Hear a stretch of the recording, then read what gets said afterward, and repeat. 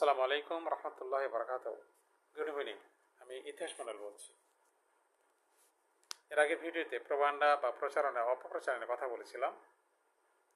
এখন যেটা চলতেছে সেটা হলো বন্দর এবং করিডোর।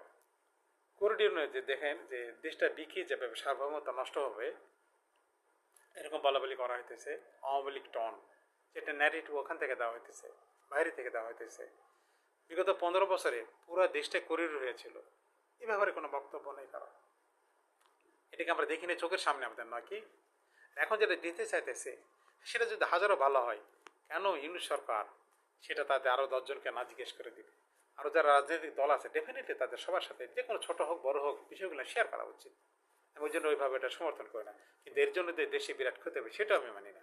কারণ 15 বছর যখন একটা করিডোরে ছিল সারা দেশ, তখন তো দেশ যদি ক্ষতি না হয়ে থাকে এই সামান্য একটা প্যাসেজের জন্য এতে কিসে যাবে আসবে না। যাক, এখন আসি বন্দরের কথা। বন্দর যে ব্যাপারটা, এটা একটা সেম সাইড গেম চলতেছে। কারণ এটা 2023 সালে আওয়ামী লীগের অ্যাপ্রুভ করা। এখন কেন কথা উঠতেছে? কেন শুধু যখন এটা অ্যাপ্রুভ করা হয়েছে সেটা তখনই যে হ্যান্ড ওভার হবে এমন না। আরও যে সিস্টেম প্রসেস বাই স্টেপ কয়েকটা প্রসেস কমপ্লিট করার পরে এখন সে সময়টা আসছে এটা হ্যান্ড ওভার করার জন্য। এখন বাধা হইতেছে কেন? আর এই প্রোগ্রামটা ছিল কিন্তু জঘন্য। তার কারণ রেডি কমপ্লিট একটা টার্মিনাল, সমস্ত কিছু অপারেশন নিজস্বভাবেই চলতেছিল, সেখানে যাওয়ার কোনো প্রশ্ন আসে না। কিন্তু তারা 22 সাল থেকে কথা হয়, 23 সালে মার্চ মাসে সেটা ফাইনাল অ্যাপ্রুভ হয় এবং সেটা এখন যেটা আর কি হস্তান্তরের পর্যায়ে চলে আসছে। যাই হোক, কিন্তু এরা বাধা দিতেছে কেন? দেশের বিরাট ক্ষতি হয়ে যাবে। বিরাট ক্ষতি যে চোখের সামনে হতে 2018 সাল থেকে আমি যেটা বলেছি, গ্যাস আমদানি যে এলএনজি যে আমদানি হইতেছে, যেটা 25 সালে এসব প্রয়োজন ছিল না, 24-এও না, 23-এ তো 100% ছিল না। তখন তো আপনার কিছু কোথায় ছিলেন যেন, সেটা আমরা দেখবেন না। সারা বছরে 12 মাসে 1200 কোটি টাকার ব্যাপার, আর এখন প্রতি মাসে 4,000-5,000 কোটি টাকার ব্যাপারে এই 10 মাসে অলরেডি 50,000 কোটি টাকার মধ্যে চলে গেছে।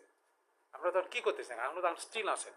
গ্যাসের যদি ডিসকানেকশন অর্থাৎ অবৈধ কানেকশন যদি বন্ধ করে দেওয়া যায় এই 10 মাসে, অর্থাৎ 5 লাখ কানেকশন ডিসকানেক্ট করা যেত, যেখানে আমাদের সেনাবাহিনী ডাইরেক্ট হেল্প করতে পারত। এখনও প্রয়োজন, কারণ কালকে থেকে জুন মাস পড়বে।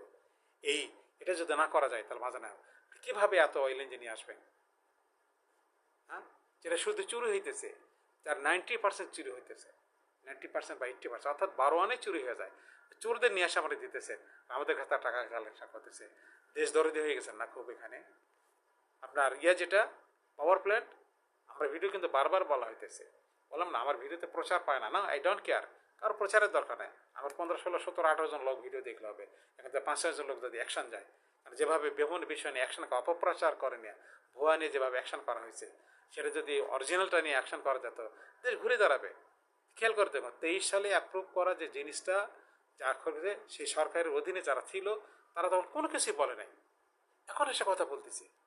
সেম সাইড গেম, এটা কমপ্লিটলি সেম সাইড গেম। পাওয়ার প্ল্যান্টে যে অযথা যে খরচ হয়েছে যেটা আপনার ক্যাপাসিটি চার্জটা কমপ্লিটলি ভুয়া, 100% কোনো প্রয়োজন ছিল না। ইম্পোর্টের যে প্রশ্ন আসে না, এলজি সময় নিয়ে আসতেছে, এটারও কোনো প্রয়োজন নাই। ব্যাঙ্কগুলো অচল, যেটা দরকার ছিল না, 20টা ব্যাংক শুরুতে বন্ধ করে দেওয়ার ছিল, সেখানে যাতে না হয় টাকা ছাপায় সেটা চালু করছে। এই জন্য আমাকে দেখতে হবে না দেশ জড়িত ভাইরা? আপনাকে দেখবেন না? আপনাদের তো বুকে পাথর চাপা ছিল, এখন তো বুকে পাহাড় নিয়ে নিলেন। এই প্রশ্নের উত্তর আপনাকে দিতে হবে। আপনি যদি দেশের কথা ভাবেন, এই প্রশ্নের উত্তরগুলো আপনাদের দিতে হবে যে এগুলো কীভাবে চলতেছে এটা, আর আইন শৃঙ্খলার পরিস্থিতি এটাকে সবাই দিতে হবে। যে বেজন্মাদের হাতে যাতে দেশ না যায়, রাজনীতিবিদদের হাতে দেশ যাক, সেটা যদি করা যেত না, সেটা আর সম্ভব নয়।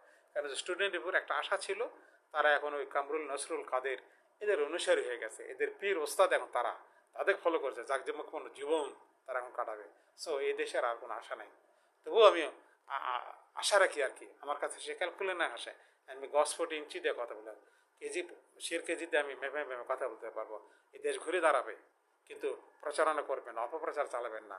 অপপ্রচার যখন দেখবেন যে আপনার পার্শ্ববর্তী দেশের লোকে মিলে যায়, আপনি 200 কারেক্ট থাকলেও সেখানে স্টপ হন, আপনি থেমে যান, বিরত থাকেন প্লিজ, এটুকুই বলি।